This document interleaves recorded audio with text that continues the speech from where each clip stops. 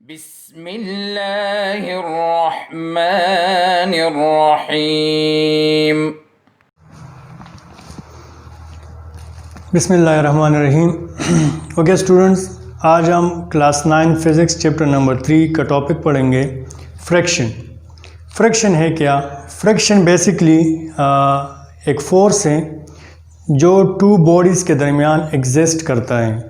जब to bodies एक दूसरे के साथ इंटरेक्शन करते हैं या टू बॉडीज़ एक दूसरे के साथ कांटेक्ट में हो तो दोनों बॉडीज़ के दरमियान एक फोर्स एग्जिस्ट करेगा। That force is called friction force. Student, याद रखें, when two bodies are in contact with each other, there are several forces acting on that body. For example, gravitational force, air resistance force and friction force.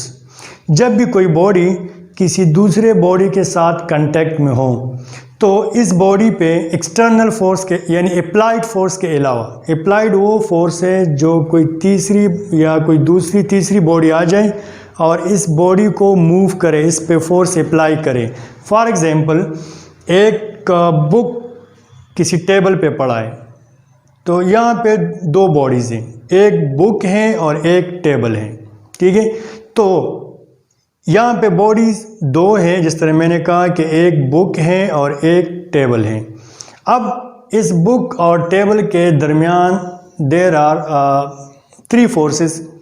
एक wait of the book है जो कि downward यानी act कर रहा है, जिसको हम ग्रेविटेशनल फोर्स कहते हैं। दूसरा नॉर्मल फोर्स, ये टेबल भी उतना फोर्स इस बुक पे लगा रहा है जितना फोर्स ये बुक टेबल पे लगा रहा है, उसको हम नॉर्मल फोर्स कहते हैं। एक ग्रेविटेशनल फोर्स जो बुक पे अर्थ लगा रहे हैं डाउनवर्ड डायरेक्शन में, एक नॉर्मल फोर्स जो ये टेबल इस बुक पे लगा रहा है अपवर्ड डायरेक्शन में। एक एयर रेजिस्टेंस भी है, एयर भी इस बुक पे फोर्स लगा रहा है, एयर भी इस बुक पे फोर्स लगा रहा है। जब भी हम यानी साइकिल वगैरह या यानी साइकिलिंग करते हैं तो ये एयर हमें रोकता है। एयर क्या करते हैं? Air opposes our motion. वो क्या करते हैं? जो हम मूव करते हैं उसको अपोज करता है। तो एयर भी किसी बॉडी पे फोर्स लगाता है और एयर भी एक अपोजिंग फोर्स है जो किसी बॉडी के मोशन को रोकता है। या अगर कोई बॉडी मोशन में है और रेस्ट में आने की कोशिश करता है तब भी ये एयर उसको अपोज करता है। दोनों केसेस में एयर अपोज करता है, किसी बॉडी को मोशन में लाने के लिए या किसी मूविंग बॉडी को रेस्ट में लाने के लिए। दोनों केसेस में एयर अपोजिंग फोर्स का रोल प्ले करता है। इस तरह फ्रिक्शन भी है। फ्रिक्शन, अगर कोई बॉडी रेस्ट में है और आप उसको मोशन में लाने की कोशिश करते हैं तो ये फ्रिक्शन क्या करता है? ये उस बॉडी को होल्ड करता है। आपके जो आपका इंटेंट है, आपका इंटेंट क्या है, आपका इरादा क्या है? उस बॉडी को मोशन में लाना। ये फ्रिक्शन उस बॉडी को मोशन में लाने से रोकता है। तो वो फ्रिक्शन भी एक अपोजिंग फोर्स है, एक मुखालिफ फोर्स है, ठीक है। तो जब कोई बॉडी दूसरे बॉडी के साथ कांटेक्ट में हो तो उस पर ग्रेविटेशनल फोर्स भी लगता है, उस पर नॉर्मल फोर्स भी और उस पर एयर रेजिस्टेंस भी, ठीक है। और साथ साथ में जो फोर्थ फोर्स है वो है फ्रिक्शन फोर्स। वो क्या है? Friction force.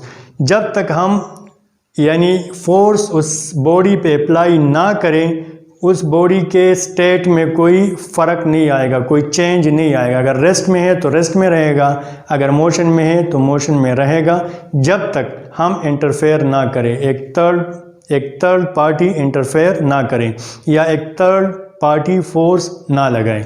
तो देखिए, सबसे पहले फ्रिक्शन, जिस तरह मैंने कहा कि there are several forces, gravitational force, normal force, air resistance force और फ्रिक्शन फोर्स। जब कोई बॉडी कांटेक्ट में हो तो ये फोर्सेस उस बॉडी पे लगते हैं। तो फ्रिक्शन फोर्स, जिस तरह मैंने कहा कि ये अपोजिंग फोर्स है, ये किसी बॉडी के मोशन को अपोज करता है, उसको रोकता है, यानी उसको रोकने की कोशिश करता है। देखिए डिफिनीशन को देख लें। A force that opposes motion between any surfaces that are in contact. कोई भी सरफेसेस जब एक दूसरे के साथ कांटेक्ट में हो तो ये फ्रिक्शन फोर्स उस बॉडीज़ के मोशन को रोकता है, उसको रोकने की कोशिश करता है, उसको अपोज करता है, that is called friction force. यानी बेसिकली फ्रिक्शन हमारे पास एक अपोजिंग फोर्स है जो किसी बॉडीज़ के मोशन को अपोज करता है, उसको रोकता है या रोकने की कोशिश करता है। तो फ्रिक्शन इज़ दैट। फ्रिक्शन चूँकि फोर्स है, फ्रिक्शन क्या है? Friction is a force. Friction force है, इसलिए इसका यूनिट जो है, यूनिट फ्रिक्शन का यूनिट भी न्यूटन ही होगा। जिस तरह फोर्स का यूनिट क्या है? वो न्यूटन है। इस तरह फ्रिक्शन का यूनिट भी ऐसा यूनिट क्या होगा? वो न्यूटन होगा, जिसको हम कैपिटल एन से डिनोट करते हैं। कैपिटल एन से उसको हम क्या करते हैं? डिनोट करते हैं। तो the unit of friction force is also Newton. जिस तरह हम जानते हैं कि सिस्टम इंटरनेशनल में फोर्स का यूनिट क्या होता है? न्यूटन होता है। तो फ्रिक्शन का जो यूनिट है वो भी न्यूटन ही होगा। अच्छा, इसका सिंबल क्या है? हर चीज़ को हम एक सिंबल के ज़रिए शो करते हैं। जिस तरह फोर्स को हम F से शो करते हैं, नॉर्मली कैपिटल F से शो करते हैं, इस तरह ग्रेविटेशनल एक्सेलरेशन को हम स्मॉल g से रिप्रेजेंट करते हैं, वेट को हम W से रिप्रेजेंट करते हैं, नॉर्मल फोर्स को हम कैपिटल N से रिप्रेजेंट करते हैं। इस तरह रेजिस्टेंस को हम यानी R से रिप्रेजेंट करते हैं। इस तरह फ्रिक्शन को हम किस चीज़ से रिप्रेजेंट करते हैं? यानी फ्रिक्शन को जब हम रिप्रेजेंट करेंगे तो उसको स्मॉल f, इस तरह f से रिप्रेजेंट करेंगे। याद रखें कि आप फ्रिक्शन को कैपिटल F से रिप्रेजेंट नहीं कर सकते, because it shows only force. जो अप्लाइड फोर्स है उसके लिए हम F को यहाँ पे यूज़ करते हैं, लेकिन फ्रिक्शन को हम इस सिंबल। ज़्यादातर स्टूडेंट यही गलती करते हैं कि जब कोई मैथमेटिकल फॉर्म लिखते हैं तो वो कैपिटल F को यूज़ करते हैं फ्रिक्शन के लिए, which is totally wrong. Symbol इसका ये है फ्रिक्शन का, जो यहाँ मैंने ड्रा किया है।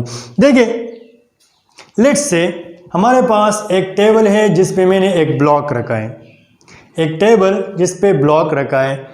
अब इस ब्लॉक को मैं मूव करना चाहता हूँ। मैं चाहता हूँ कि मैं इसको मूव करूँ, तो इस पे मैं फोर्स लगाऊंगा, इसको मैं पुश करूँगा with force F। If I want to bring the block in motion, I will apply force F on the block, and this force is called applied force. क्योंकि यहाँ टू बॉडीज़ हैं, एक block है, एक table है, ये दोनों एक दूसरे पे फोर्सेस एक्सर्ट कर रहे हैं। यहाँ पे थर्ड पार्टी मैं आ गया, मैंने इस पे फोर्स अप्लाई किया F। तो ये F जो है ये मैंने अप्लाई किया, लेकिन ये ब्लॉक फिर भी मोशन में नहीं आएगा। अगर मोशन में आ भी गया तो उस स्पीड से या उस रफ्तार से या उस क्वांटिटी से ये मूव नहीं करेगा जो मैं फोर्स अप्लाई कर रहा हूँ। इसका मतलब है कि यहाँ कोई गड़बड़ है। यहाँ पे एक ऐसा फोर्स है जो मैं फोर्स लगा रहा हूँ, उस फोर्स को अपोज कर रहा है, उसको रोकने की कोशिश कर रहे हैं, और वो फोर्स होगा friction force. That is friction force. ये फोर्स यानी इस टेबल और ब्लॉक, इस टेबल और ब्लॉक के दरमियान एक फोर्स है जो इस ब्लॉक को टेबल पे मूव करने से रोक रहा है। इन दोनों के दरमियान, इन दोनों सरफेसेस के दरमियान, the surface of block and the surface of table, between the surface of block and surface of table there exist an force which opposes the motion of block, and that force is called friction force. That force is called friction force. ये friction force की वजह से ये block motion में नहीं आ रहा, हालांकि मैं इस पे फोर्स अप्लाई भी कर रहा हूँ, लगा भी रहा हूँ। जब मैंने इस पे फोर्स नहीं लगाया उस टाइम इस पे सिर्फ दो ही फोर्स लग रहे थे। एक wait of the block which is acting downward, wait of the block which is acting downward, और वेट को हम W से शो करते हैं, उसका फार्मूला mg, डाउनवर्ड डायरेक्शन में है। इसी तरह ये टेबल इस ब्लॉक पे अपवर्ड डायरेक्शन में फोर्स लगा रहे हैं, जिसको हम n से डिनोट करते हैं, and that is normal force. That is normal force, इसको हम नॉर्मल फोर्स कहते हैं। देखिए according to Newton third law of motion, action and reaction are equal but opposite in direction. जितना एक्शन होगा उतना रिएक्शन भी होगा। ये दोनों मैग्नीट्यूड में इक्वल होंगे, बराबर होंगे, लेकिन दोनों का डायरेक्शन क्या होगा, अपोजिट होगा।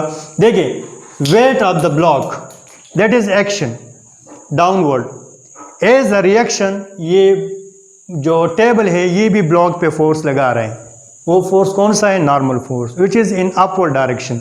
तो जितना वेट होगा उतना ही नॉर्मल फोर्स होगा।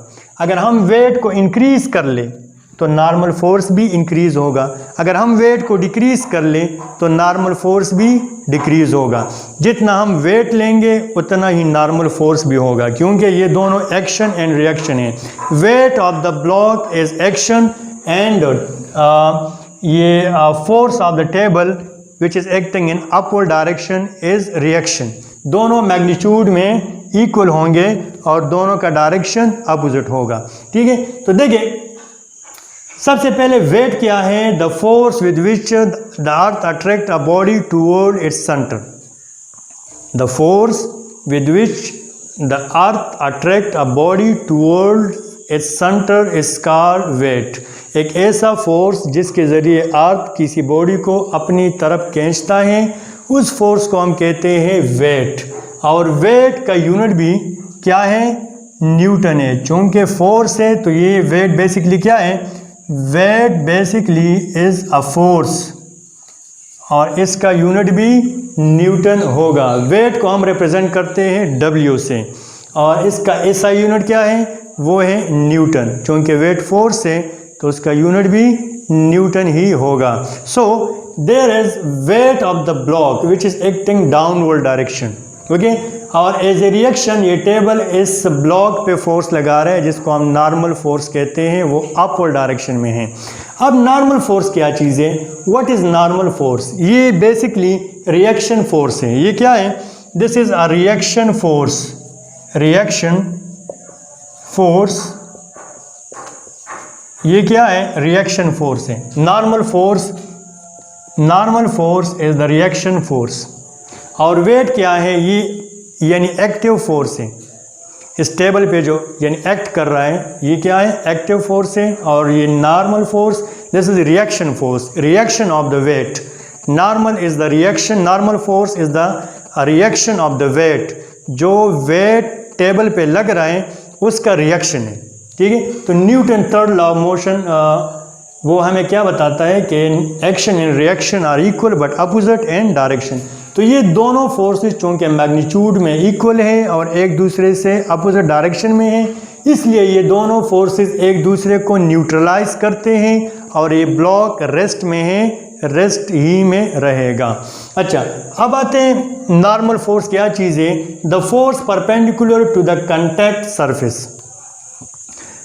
कंटैक्ट सरफेस यहाँ पे क्या है, अगर आप देख लीजिए जो मैंने डॉटेड किया है, ये सरफेस ब्लॉक का सरफेस और ये टेबल का सरफेस। अब इस टेबल के सरफेस के बिल्कुल परपेंडिकुलर फोर्स, ये बिल्कुल परपेंडिकुलर फोर्स, अगर मैं इसको यहाँ ड्रा कर लूँ तो ये कंटैक्ट सरफेस है। टेबल का जो अपर पोर्शन है या टेबल सरफेस का या टेबल का जो ऊपर वाला हिस्सा जिस पे ब्लॉक पड़ा है, दैट इज कंटैक्ट सरफेस। ठीक है, अब बिल्कुल इसके परपेंडिकुलर ये परपेंडिकुलर फोर्स, इस परपेंडिकुलर फोर्स को हम क्या कहेंगे, that is called normal force. अगर आप देख लें तो ये फोर्स और ये कंटैक्ट सरफेस एक दूसरे के साथ 90 डिग्री बना रहे हैं, 90 एंगल बना रहे हैं। ये दोनों एक दूसरे के साथ 90 डिग्री पे हैं, दोनों एक दूसरे के साथ 90 एंगल बना रहे हैं, इसलिए हम इसको कहते हैं normal force. So normal force a force perpendicular to the contact surface. हर वो फोर्स जो किसी कंटैक्ट सरफेस के साथ 90 डिग्री बनाए या उसके साथ परपेंडिकुलर हो, उसको हम कहते हैं नॉर्मल फोर्स। तो यहाँ पे ये नॉर्मल फोर्स को, इस लाइन को हम थोड़ा सा एक्सटेंड कर ले, यहाँ तक ले आए, तो ये लाइन और ये कंटैक्ट सरफेस एक दूसरे के साथ 90 डिग्री बनाएंगे, यानी 90 एंगल बनाएंगे। यानी क्या मतलब कि ये नॉर्मल लाइन और ये कांटेक्ट सरफेस ये एक दूसरे के साथ परपेंडिकुलर हैं, तो हर वो फोर्स जो किसी कांटेक्ट सरफेस के साथ परपेंडिकुलर हो, that is called reaction force. याद रखें, रिएक्शन फोर्स, उसको हम कहेंगे नॉर्मल फोर्स। तो ये एक नॉर्मल फोर्स और दूसरा wait of the block. Wait of the block भी फोर्स है। हमने पढ़ा कि वेट क्या है, the force with which the earth attract a body toward its centre is called normal force. तो देखें यहाँ पे तीसरा फोर्स भी इन्वॉल्व है जिसको हम कहते हैं फ्रैक्शन फोर्स। और ये फ्रैक्शन फोर्स का काम क्या है, which opposes the motion of block on the table. इस टेबल के या इस ब्लॉक के मोशन को अपोज कर रहा है, उसको रोक रहा है।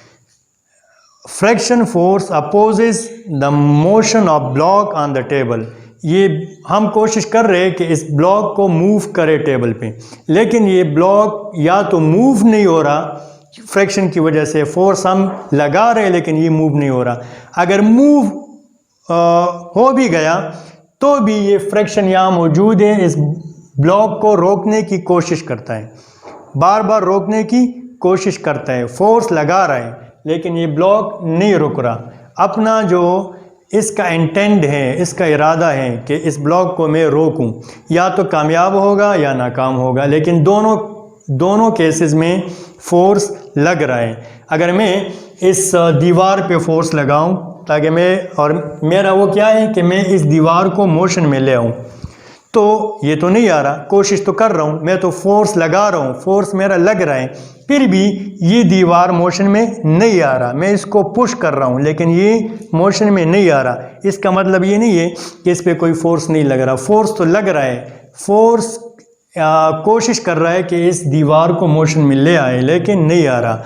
और बाज़ टाइम अगर मैं किसी बुक को पुल करूं तो वो मोशन में आ जाएगा। तो एक केस में मैंने फोर्स लगाया, बॉडी मोशन में आ गई, मैं कामयाब हुआ। दूसरे केस में, दीवार वाले केस में, मैं फोर्स लगा रहा हूँ लेकिन दीवार मोशन में नहीं आ रहा, मैं नाकाम हुआ। लेकिन दोनों केसेस में फोर्स मौजूद है, दोनों केसेस में फोर्स लग रहा है, ठीक है। तो यहाँ भी जब हम इस ब्लॉक को यानी पुश करेंगे तो ये मोशन में नहीं आएगा, लेकिन यहाँ फोर्स मौजूद है, फ्रैक्शन फोर्स। इस फ्रैक्शन फोर्स की वजह से ये ब्लॉक मोशन में नहीं आ रहा। दूसरे केस में मैंने फोर्स इंक्रीज कर लिया, नेक्स्ट वीडियो में पढ़ेंगे उसको डिटेल से, जिसको हम स्टैटिक फ्रिक्शन और काइनेटिक फ्रिक्शन कहते हैं। लेकिन थोड़ा सा आपको क्लियर करने के लिए, अगर मैं यहाँ पे फोर्स को इंक्रीज कर लूँ तो ये ब्लॉक मोशन में आ जाएगा। ये ब्लॉक क्या हो जाएगा, ये मोशन में आ जाएगा, ठीक है। मोशन में तो आ गया लेकिन फिर भी यहाँ पे ये फ्रैक्शन फोर्स मौजूद हैं, फ्रैक्शन फोर्स एग्जिस्ट कर रहा है। देखिए एक चीज़ क्लियर करना चाहता हूँ, ये बार बार जो मैं कह रहा हूँ कि फोर्स मौजूद हैं, ब्लॉक मोशन में आए या ना आए। अक्सर स्टूडेंट्स का ये ख्याल है कि अगर हम किसी चीज़ पे फोर्स लगा रहे और वो मोशन में नहीं आ रहा तो हाँ, यहाँ पे फ्रैक्शन फोर्स है जो इस बॉडी को मूव करने से रोक रहा है। लेकिन अगर हम फोर्स लगाए और ये बॉडी मोशन में आ गई तो फिर फ्रैक्शन फोर्स नहीं है, क्योंकि फ्रैक्शन फोर्स तो क्या है, अपोजिंग फोर्स है। तो जब अपोजिंग फोर्स है तो ये ब्लॉक क्यों मोशन में आ गया। अगर ब्लॉक मोशन में आ गया या बॉडी मोशन में आ गई, so there is no friction force. नहीं, ये गलत। फ्रैक्शन फोर्स दोनों केसेस में है। अगर बॉडी रेस्ट में है और आप फोर्स लगा रहे हैं, बॉडी मोशन में नहीं आ रही, देयर इज़ फ्रैक्शन फोर्स। अगर आप फोर्स लगाए और बॉडी मोशन में आ गई, तब भी there is friction force between the contact surfaces. जिस सरफेस पे भी बॉडी पड़ी है, उस सरफेस और उस बॉडी के दरमियान फ्रैक्शन फोर्स होगा, यानी अपोजिंग फोर्स होगा। अच्छा, अब इस नॉर्मल का इफ़ेक्ट क्या है इस फ्रैक्शन फोर्स में। नॉर्मल और वेट, नॉर्मल फोर्स और वेट, इन दोनों का आपस में रिलेशन क्या है। What is the relation of normal force and weight of the body. देखिए इफेक्ट ये होगा कि अगर हम if we increase weight of the body, the friction the normal force will also increase. अगर हम वेट को इंक्रीज कर ले तो नॉर्मल फोर्स भी इंक्रीज हो जाएगा। या relation between normal force and friction force.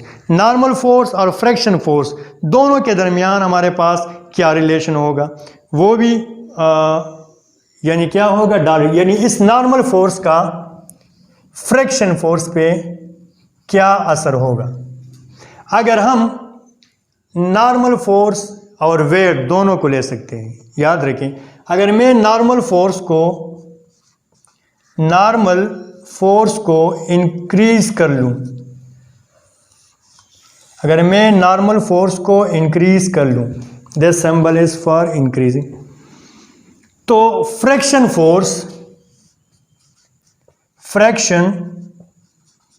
Force भी इंक्रीज होगा। अगर मैं नॉर्मल फोर्स को इंक्रीज कर लूं तो फ्रैक्शन फोर्स भी इंक्रीज होगा। अगर मैं नॉर्मल फोर्स को डिक्रीज कर लूं तो फ्रैक्शन फोर्स भी डिक्रीज होगा।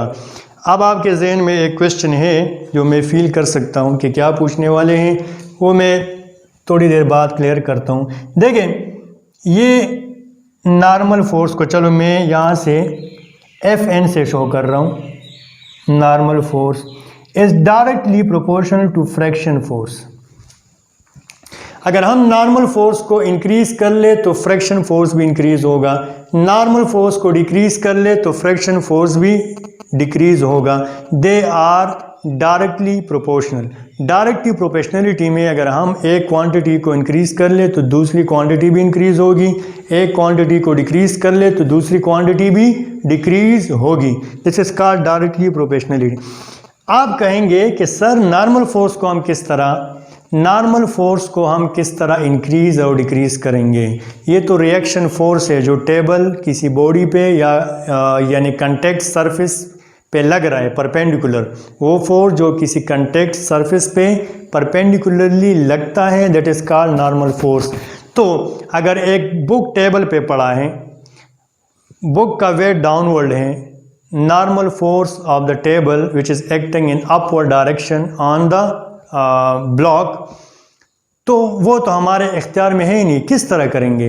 हाँ, वेट को तो हम इंक्रीज डिक्रीज कर सकते हैं, ज़्यादा वेट रख लें, लेकिन जो टेबल फोर्स लगा रहे हैं ब्लॉक पे, वो किस तरह इंक्रीज करेंगे। देखें, यहाँ पे हमने पढ़ा कि नॉर्मल फोर्स और वेट ये दोनों मैग्नीट्यूड में इक्वल है, लेकिन दोनों अपोजिट डायरेक्शन में है। यहाँ पे अगर आप वेट को इंक्रीज कर ले, ये वेट को चलो मैंने 10 न्यूटन कर दिया, वेट को कितना कर लिया, 10 न्यूटन, तो ये नॉर्मल फोर्स जो है ये भी 10 न्यूटन हो जाएगा, क्योंकि नॉर्मल फोर्स तो रिएक्शन फोर्स है। आप अगर एक्शन को इंक्रीज करेंगे तो रिएक्शन भी खुद ब खुद इंक्रीज हो जाएगा, अगर आप एक्शन को डिक्रीज करेंगे तो रिएक्शन भी डिक्रीज हो जाएगा। ठीक है, अगर आप बॉल को दीवार पे फेंकते विद यानी smaller force, that is action force, उसी रिएक्शन से ये बॉल भी आपके हाथ में आएगा, उसी स्पीड से ये बॉल भी आपके हाथ में आएगा। अब दीवार ने जो बॉल आपकी तरफ फेंका, दैट इज रिएक्शन, तो जितने एक्शन से आपने बॉल को फेंका उतने रिएक्शन से ये बॉल आपके हाथ में आया। अगर आप बॉल को तेज़ फेंके तो रिएक्शन भी तेज़ होगा, जल्दी आपके हाथ में आएगा। ये तो हमारे कॉमन ऑब्जर्वेशन में है। ठीक है, तो अगर आप एक्शन को इंक्रीज डिक्रीज करेंगे तो रिएक्शन भी इंक्रीज डिक्रीज होगा। यहाँ पे अगर मैं वेट क्या है, एक्शन है, अगर वेट को मैं इंक्रीज कर लूँ तो रिएक्शन नॉर्मल फोर्स वो भी इंक्रीज हो जाएगा। अगर मैं यहाँ पे एक्शन को डिक्रीज कर लूँ तो रिएक्शन जो कि नॉर्मल फोर्स है वो भी डिक्रीज हो जाएगा। तो इंक्रीज और डिक्रीज नॉर्मल फोर्स को हम किस तरह कर सकते हैं, by increasing decreasing the action force. अगर वेट, यहाँ पे वेट एक्शन है, वेट को मैं इंक्रीज डिक्रीज करूँ तो यहाँ पे नॉर्मल फोर्स भी इंक्रीज या डिक्रीज होगा। वेट को मैं अगर यहाँ पे चेंज करूँगा तो यहाँ पे नॉर्मल फोर्स ऑटोमेटिकली चेंज होगा। तो देखिए, normal force and friction force they are directly proportion. अगर बॉडी का वेट ज़्यादा है तो इस पे फ्रैक्शन भी क्या होगा, अगर बॉडी का वेट ज़्यादा है तो उस पर फ्रिक्शन फोर्स भी ज़्यादा होगा, बॉडी का वेट कम है तो उस पर फ्रिक्शन फोर्स भी कम होगा। ठीक है, अगर एक बॉडी का वेट बहुत ज़्यादा है और तो उस कॉन्टैक्ट सरफेस के दरमियान जो फ्रिक्शन फोर्स है वो भी ज़्यादा होगा। फोर्स कम है तो कॉन्टैक्ट सरफेस के दरमियान फ्रिक्शन फोर्स भी कम होगा। तो ये दोनों डायरेक्टली प्रोपोर्शन है। इफेक्ट ये है, नॉर्मल फोर्स का फ्रिक्शन फोर्स पे इफेक्ट क्या है, they are directly proportion. The effect of normal force on friction, what is the effect, question आपसे अगर पूछा जाए कि what is the effect of normal force on friction force, your answer must be the friction force and normal force, they are directly proportional. If we increase normal force, the friction force will be increased and vice versa. अगर decrease कर ले तो decrease होगा, increase कर ले तो increase होगा। देखिए फ्रिक्शन फोर्स ज़्यादातर कौन सी बॉडीज़ में होगा, फ्रिक्शन फोर्स एग्जिस्ट करेगा रफ सरफेसेस के दरमियान, रफ सरफेसेस के दरमियान फ्रिक्शन फोर्स एग्जिस्ट करेगा। बास टाइम कुछ बॉडीज़ हमें बिल्कुल पॉलिश्ड लगती हैं, जिस तरह ग्लास ले लें, दो ग्लासेस, उस पे जब हम हाथ फेरते हैं या हम अपने नेकेड आई से देखते हैं तो क्या होता है, हमें वो बिल्कुल स्मूथ नज़र आता है, बिल्कुल हमवार पॉलिश्ड, जो पॉलिश्ड सरफेसेस हैं।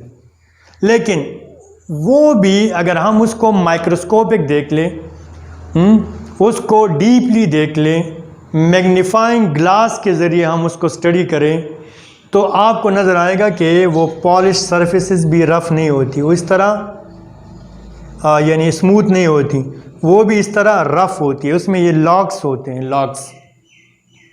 तो देखिए ये कॉन्टैक्ट सरफेस है, अगर इस पे हम एक दूसरी बॉडी रखें तो वो भी ज़ाहिरी बात है कि स्मूथ नहीं होगी, इस तरह रफ होगी।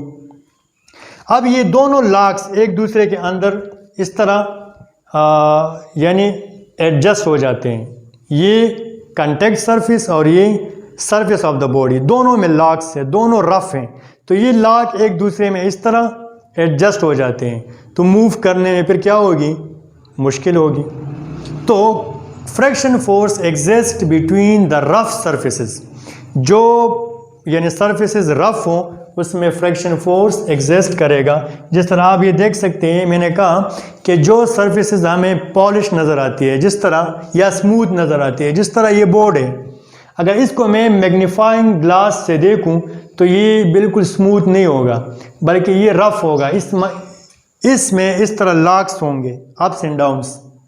और इस पे जब मैं अपना ये हाथ इस तरह मूव करूंगा तो देखिए मूव कर रहा हूँ लेकिन नहीं हो रहा, आसानी से नहीं हो रहा, क्योंकि इस सरफेस और मेरे इस हाथ के सरफेस, ये दोनों के दरमियान फोर्स एग्जिस्ट कर रहे हैं, दैट इज़ फ्रिक्शन फोर्स। और क्यों एग्जिस्ट कर रहा है ये friction force, because the surfaces are uneven, they are rough. तो रफ सरफेसेस या अनइवन सरफेसेस में फ्रिक्शन फोर्स एग्जिस्ट करेगा और वो ग्रेटर फ्रिक्शन फोर्स होगा, ज़्यादा फ्रिक्शन फोर्स होगा। तो स्टूडेंट्स ये था आज का टॉपिक कि फ्रिक्शन है क्या। फ्रिक्शन बेसिकली फोर्स है, अपोजिंग फोर्स है, जो एक बॉडी को दूसरे बॉडी पे मूव करने से रोकता है या रोकने की कोशिश करता है। चूँकि फोर्स है तो इसका यानी SI यूनिट न्यूटन होगा और इसको हम F से डिनोट करेंगे, F से डिनोट करेंगे। दूसरी जो क्या है, इफेक्ट क्या है नॉर्मल फोर्स का फ्रिक्शन फोर्स पे, तो वो दोनों डायरेक्टली प्रोपोर्शन है। अगर नॉर्मल फोर्स ज़्यादा है तो फ्रिक्शन फोर्स भी ज़्यादा होगा, नॉर्मल फोर्स कम है तो फ्रिक्शन फोर्स भी कम होगा, they are directly proportion. Normal force क्या चीज़ है, a force perpendicular to the contact force, वो फोर्स जो कॉन्टैक्ट सरफेस के साथ परपेंडिकुलर हो उसको हम नॉर्मल फोर्स कहते हैं। याद रखें नॉर्मल फोर्स एक रिएक्शन फोर्स है। किस चीज़ का रिएक्शन है, वेट ऑफ द बॉडी का। Normal force is a reaction force of weight of the body, यहाँ पे, या wait of the block which is acting downward, और नॉर्मल फोर्स अपवर्ड डायरेक्शन में मूव करता है। दोनों मैग्नीट्यूड में इक्वल हैं लेकिन डायरेक्शन दोनों का अपोजिट है। तो नॉर्मल फोर्स और वेट ये दोनों एक्शन एंड रिएक्शन फोर्स हैं and according to Newton third law of motion they are equal but in opposite direction. अच्छा, फिर अगर हम फ्रिक्शन का फार्मूला देखें तो जिस तरह मैंने कहा कि ये दोनों डायरेक्टली प्रोपोर्शन है, फ्रिक्शन फोर्स और नॉर्मल फोर्स। ये friction force is directly proportional to normal force. Friction force is directly proportional to normal force. अब यहाँ से ये साइन ऑफ प्रोपोर्शनलिटी को ख़त्म करना है। We have to remove the sign of proportionality from here. तो क्या करेंगे, एक कांस्टेंट पुट करेंगे। हमेशा जब हम साइन ऑफ प्रोपोर्शनलिटी को ख़त्म करते हैं तो वहाँ पे कांस्टेंट यूज़ करते हैं। तो यहाँ पे कांस्टेंट क्या होगा, इसको मैं यहाँ लिखता हूँ ताकि आपको क्लियर नज़र आए। ये friction force is directly proportional to normal force. Now इस साइन ऑफ प्रोपोर्शनलिटी को यहाँ से ख़त्म करना है। तो क्या करेंगे, a friction force is equal to mu and normal forces. ये मैथमेटिकल फॉर्म है फ्रिक्शन फोर्स का। ये सिंबल म्यू, ये सिंबल क्या है, mu. This is constant of friction. इसको हम क्या कहते हैं, constant of friction. Constant of friction या इसको कोफिशिएंट ऑफ फ्रिक्शन कहते हैं। That is called coefficient of friction. This symbol is called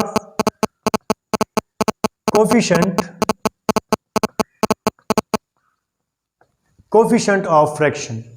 This symbol is called coefficient of friction and mu। इसको हम क्या करते हैं, म्यू से, यानी इसका जो प्रोनाउंसिएशन है वो है म्यू। सिंबल इसका ये है। तो ये फ्रिक्शन का मैथमेटिकल फॉर्म है। Friction is equal to mu normal force. Friction is equal to mu and normal force. Okay student, ये आज का टॉपिक था फ्रिक्शन। नेक्स्ट वीडियो में हम टाइप्स ऑफ फ्रिक्शन के बारे में पढ़ेंगे कि फ्रिक्शन के कितने टाइप्स हैं, फ्रिक्शन के कितने टाइप्स हैं। इंशाल्लाह नेक्स्ट वीडियो तक के लिए इजाज़त दीजिए। इंशाल्लाह दोबारा मिलेंगे नेक्स्ट वीडियो के साथ। अल्लाह हाफिज़। انفعنا بما علمتنا وعلمنا ما ينفعنا وزدنا علما